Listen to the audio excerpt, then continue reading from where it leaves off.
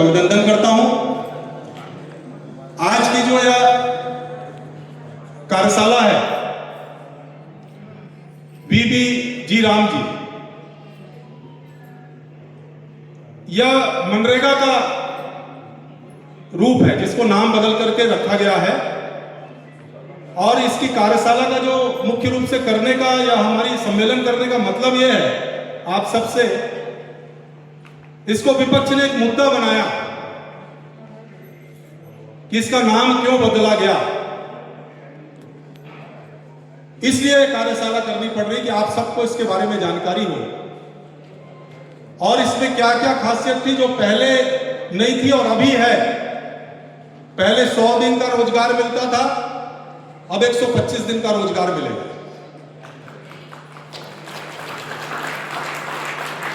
पहले बहुत सारी त्रुटियां थी उसके अंदर में, मनरेगा में घोटाले होते थे जो अब नहीं हो पाएंगे, जिसका विस्तार से हमारे वक्ता आपको बताएंगे।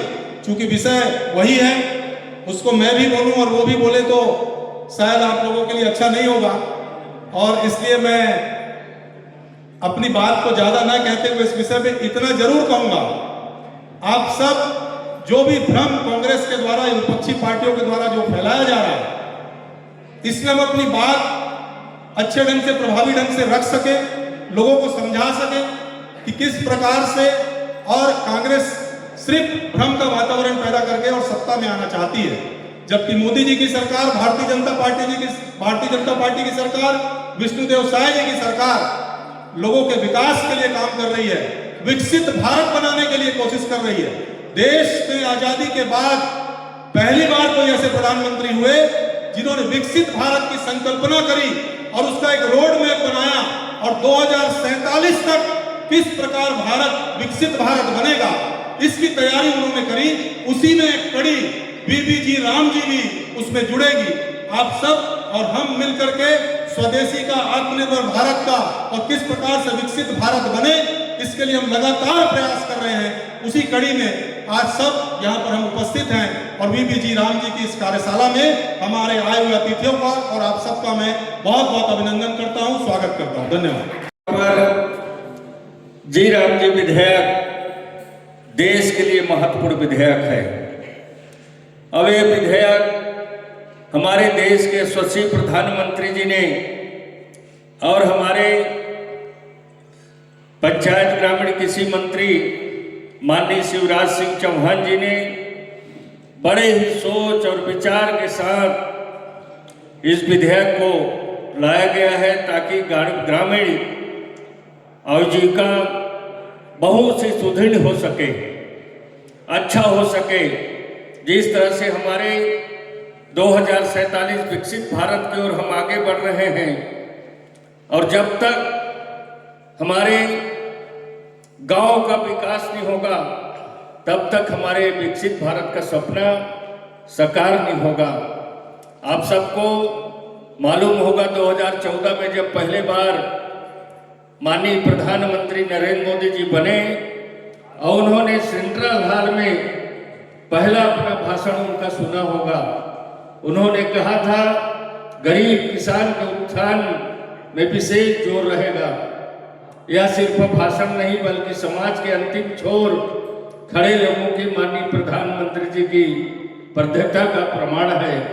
इस तरह से बहुत सारे, पहले इसका नाम जवाहरलाल था, जवाहरलाल के बाद नरेगा बना, मनरेगा बना, फिर महात्मा गांधी नाम दिया गया। बाकी इस काम को जी राम जी करने का भी बहुत बड़ा उद्देश्य है। महात्मा गांधी जी ने अपने अंतिम समय में कहा था हे राम, तो उसको लेकर जी राम जी के नाम से यह रोजगार गारंटी का नामकरण किया गया है। निश्चित तौर पर इसमें महात्मा गांधी जी का बहुत बड़ा सम्मान हुआ है कि उनके अंतिम सांसें के समय हे राम का शब्द था, उस नाम का उपयोग इसमें किया गया है। निश्चित तौर पर पहले 100 दिन रोजगार गारंटी चलता था और 100 दिन, अब उसको बढ़ाकर 125 दिन किया गया है। और 125 दिन की रोजगार की गारंटी रहेगा। हमारे खेती किसानी के समय हमारे किसान भाई बहनी, मजदूर श्रमिक भाई बहन अपने खेती किसानी में लग जाते हैं।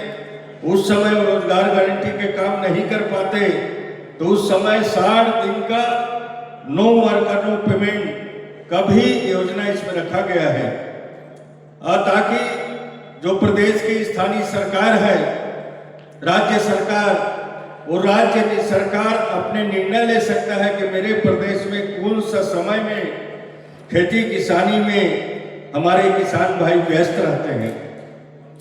बाकी उस समय को छोड़कर 125 दिन साल में अनिवार्य रूप से उनको रोजगार की गारंटी विधेयक में है।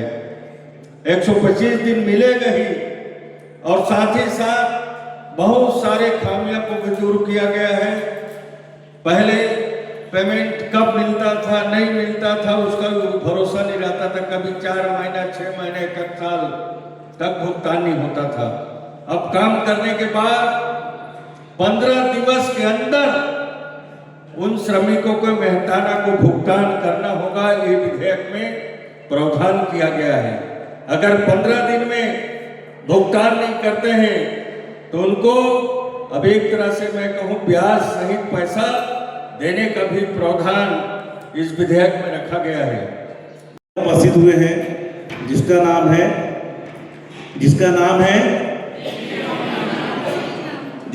है अब हम कभी भी मिले, कहीं भी जाएं तो जय राम जी की जगह जी राम जी। क्या बोलना है? एक आदत हमारे रोज के प्रतिदिन की दिनचर्या में आ जाए कि हम जा रहे हैं तो जी राम जी जरूर बोले। राम जी का उल्लेख होना चाहिए। राम राज्य की जब कल्पना कर रहे हैं तो राम का उल्लेख तो हर जगह होना चाहिए कि नहीं होना चाहिए? तो अपनी प्रतिदिन की आदत बना दो जी राम जी। जिनको दर्द होता है, पीड़ा होती है, उनको तो होगी, और हमको आदत है ऐसे लोगों को दर्द और पीड़ा देने की। सालों से राज किए हैं, उनको दर्द का आभास होना चाहिए कि नहीं होना चाहिए? जिन्होंने 60 साल राज किया और गरीबों पे अत्याचार किया, जिन्होंने ये कहा कि गरीबी हटाएंगे, उन्होंने गरीबों को ही हटा दिया। ऐसे लोगों को सबक सिखाने के लिए देश का नेतृत्व कर रहे हैं माननीय नरेंद्र मोदी जी ने संकल्प लिया। भारतीय जनता पार्टी के कार्यकर्ता ने, एक कार्यकर्ता ने संकल्प लिया है, ऐसे लोगों को सबक सिखाना जरूरी है। कांग्रेस की आदत है, विपक्ष की आदत है हर अच्छे कार्य का विरोध करना, और विरोध करते हैं तो लाभ किसको मिलता है? हमें ही मिलता है। जनता को बताने का मौका मिलता है कि कांग्रेस ने क्या किया था और हम क्या कर रहे हैं। हम जनता के लिए समर्पित हैं। माननीय नरेंद्र मोदी जी जितनी भी योजनाएं ला रहे हैं, जनहित की योजनाएं, लोक लुभावनी योजनाएं ला रहे हैं, माननीय विष्णुदेव साहब जो काम कर रहे हैं, प्रदेश की सरकार जो काम कर रही है, माननीय लखनलाल देवांगन जी के नेतृत्व में जो काम हो रहा है, वो सारी की सारी विकास की योजनाएं, गरीबों के लिए लाभ वाली योजनाएं ला रहे हैं। इसलिए हमको जनता के बीच में जाके बताना चाहिए। हर अच्छे कार्य का विरोध करना विपक्ष का काम है, और वो सफल भी होता है। हमारा योजना लाना, जैसे जीएसटी का इन्होंने कितना विरोध किया कि नहीं? जिस जीएसटी का वो मजाक उड़ाते थे, क्या कहते थे? जीएसटी को गब्बर सिंह टैक्स कहते थे कि नहीं? और जब वो जीएसटी सफल हो गया, देश के प्रधानमंत्री माननीय नरेंद्र मोदी की सोच पूरे जमीन पे दिखने लग गई, उसका श्रेय लेने के लिए खड़े हो गए राहुल गांधी जी। जीएसटी को लाने वाले तो हम है कहते थे, लागू आपने किया, लेकिन लाने वाले हम हैं ऐसा कहते थे। पहले विरोध करते हैं, फिर उसका श्रेय लेने का काम करते हैं। अभी बता रहे थे इंदिरा आवास की चर्चा कर रहे थे अभी हमारे भाई साहब। निश्चित रूप से इंदिरा आवास उनकी योजना थी और फेलवर योजना थी। कभी हम गांव में जाते हैं तो पहले बोलते थे कि इंदिरा आवास मिलेगा, हाँ मिला है, तो गांव में 3-4 साल में मिल जाता था, ज्यादा से ज्यादा मिल गया तो 5 या 6 था कि नहीं ये विषय। और आज देश के प्रधानमंत्री माननीय मोदी जी 2014 में प्रधानमंत्री बनते हैं तो सबसे पहले संकल्प लेते हैं कि हर घर लेंटर वाला होगा, पक्का मकान होगा, प्रधानमंत्री आवास सबको मिलेगा। आज उस गांव में जाओ पूछो कि प्रधानमंत्री आवास मिला है तो लाइन खड़ी हो जाती है, कितने लोगों को प्रधानमंत्री आवास मिला है। और ज्यादा दूर मत जाओ कि कांग्रेस के शासन में क्या हुआ, भूपेश बघेल की सरकार में प्रधानमंत्री आवास को रोक दिया गया क्योंकि उसमें नाम चेंज करके प्रधानमंत्री आवास कर दिया गया है।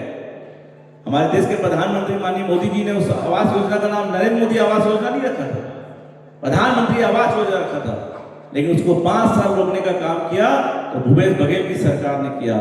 और भारतीय जनता पार्टी की सरकार आते ही गरीबों के लिए प्रधानमंत्री आवास खोलती है और शपथ ग्रहण के सबसे पहले कोई निर्णय लेते हैं कैबिनेट में तो 18 लाख प्रधानमंत्री आवास देने का काम माननीय विष्णुदेव साय जी के नेतृत्व में होता है।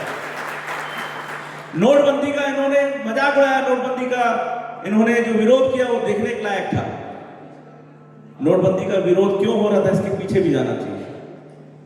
पाकिस्तान से नकली नोट आ रहे थे, अभी तो आप मूवी में अच्छे से देखे होंगे, सभी लोगों ने मूवी देखी होगी, उसमें उल्लेख है बहुत चीजों का। कौन सी पिक्चर है ये, धुरंधर। उस फिल्म को देखने के बाद सारे किरदार सामने आ जाते हैं कि इस नोटबंदी का विरोध क्यों हुआ था, क्योंकि वहां से जाली नोट आ रहा था या नोट खप रहा था, वो कैसे खपेगा। नोटबंदी सफल हुई, देश के प्रधानमंत्री माननीय मोदी जी की सोच जमीन पे गई और जो निर्णय उन्होंने लिया वो सफल हुआ। ऐसी सारी योजनाओं का विरोध करने का काम विपक्ष के कर रहे हैं, लेकिन हमारा दायित्व है, भारतीय जनता पार्टी का कार्यकर्ता का दायित्व है कि देश के प्रधानमंत्री माननीय मोदी जी कोई निर्णय ले रहे हैं तो जमीन पर जाकर, बूथ पे जाकर, हर गांव वाले के पास जाके, वार्डों में जाके उस योजना को सफल बनाएं।